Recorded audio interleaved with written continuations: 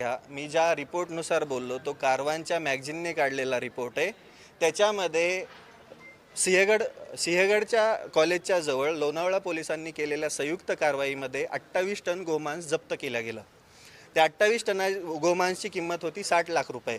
4 दिवसानंतर Rembal Agro and Foods Product Private Limited या कंपनीने त्या बीफवरती दावा केला.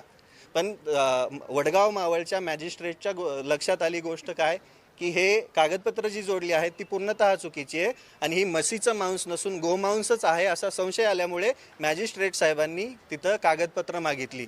कागदपत्र दिल्या गेली. गोमांस येत होतं हैदराबादवरून मुंबईला. कागदपत्र दिल्या गेली उत्तर प्रदेशच्या अलीगडच्या पशुचिकित्सालयाचे, जे की असायला पाहिजे होतं हैदराबादचे, जे तसं नव्हतं. मग त्यानंतर आम्ही पूर्ण रिसर्च केला. कारवांच्या रिपोर्टनुसार रेम्बल ॲग्रो आणि सियान ॲग्रोचा डायरेक्टली आर्थिक हितसंबंधानुसार संबंध आहे.